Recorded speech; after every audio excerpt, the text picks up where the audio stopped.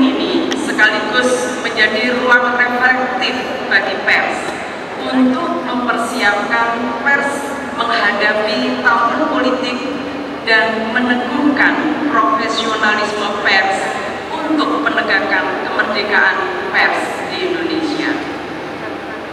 Pers harus menjadi penerang bagi publik. Pers harus mampu meningkatkan intelektual publik dalam membedakan antara berita bohong, berita hoax, apakah itu disinformasi, misinformasi, ataupun malinformasi, dan berita yang tidak akurat. Jangan sampai semua informasi disebut hoax hanya karena perbedaan pandangan.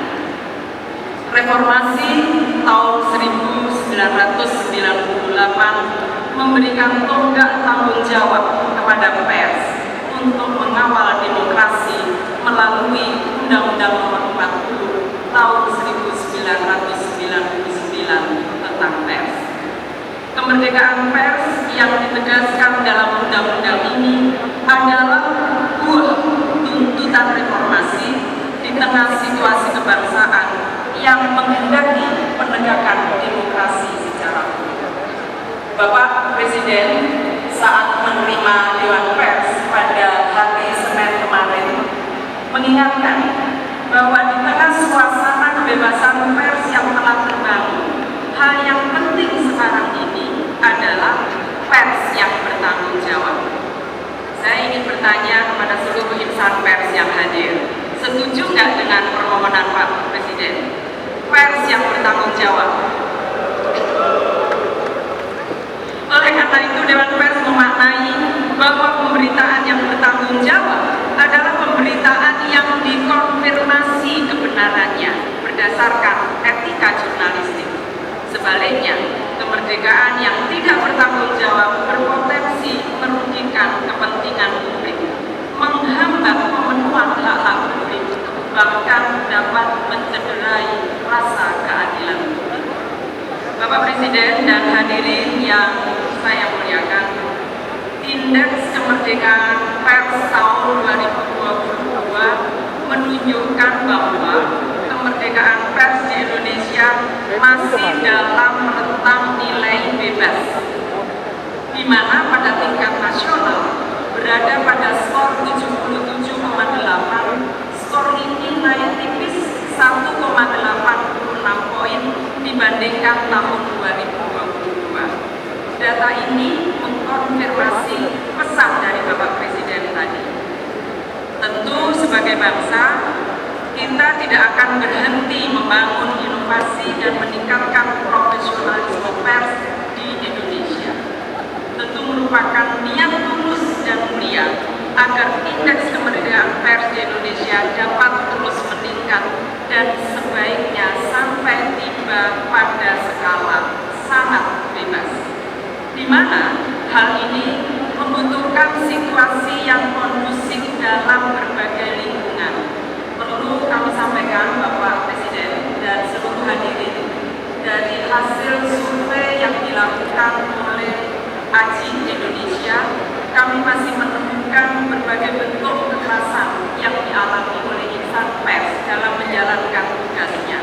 86,9% khusus untuk jurnalis perempuan bahkan menghadapi ancaman kekerasan berbasis gender berupa kekerasan seksual, baik dalam rangka menjalankan tugas di lapangan maupun di kantor. Tentu ini membutuhkan dukungan yang sangat kondusif dalam lingkungan sipil politik, lingkungan ekonomi, dan lingkungan. Bapak Presiden dan hadirin yang saya muliakan, dalam rangka mewujudkan pers yang profesional dan bertanggung jawab, maka di tahun politik, pers harus berkontribusi pada peningkatan intelektual publik dalam berdemokrasi, termasuk diantaranya dalam pelaksanaan pemilu. Ruang redaksi mesti punya daya penting yang kuat untuk menjadikan pemilu sebagai aktivitas berdemokrasi yang rileks dan santun, tulus, ikhlas ingin membangun bangsa, serta tidak bersikap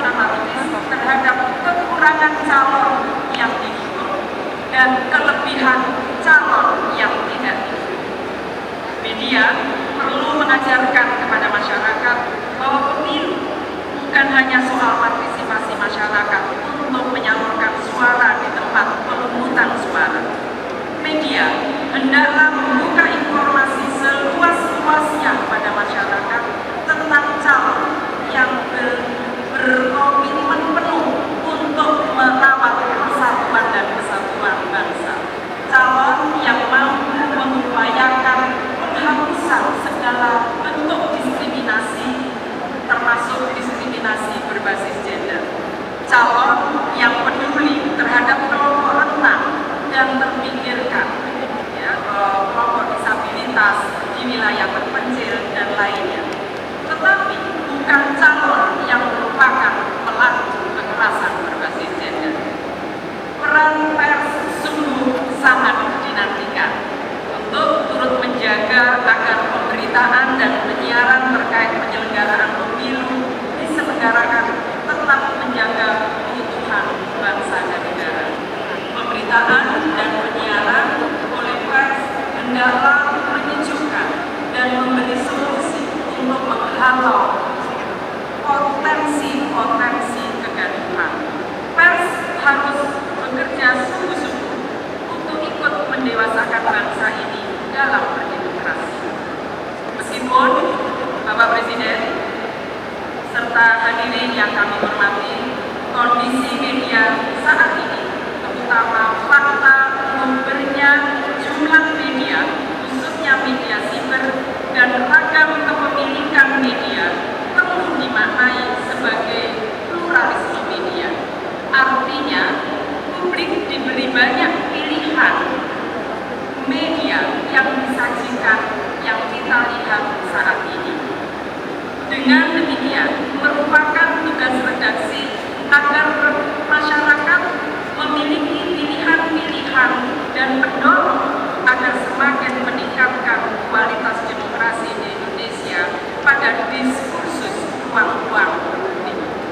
Tentu saja, Bapak dan Ibu serta saudara-saudara sekalian, tujuan ini hanya dapat terrealisasi apabila para wartawan dan perusahaan pers tetap objektif dan independen. Justru ruang redaksi berkali-kali ini saya ingin menyampaikan hendaklah independen dan terbebas dari berbagai kepentingan. Bapak Presiden dan hadirin yang kami muliakan, dalam kesempatan ini perlu kami sampaikan Dewan Pers bersama dengan Bawaslu Republik Indonesia, KPU Republik Indonesia, dan Komisi Penyiaran Indonesia meneguhkan kesepahaman bersama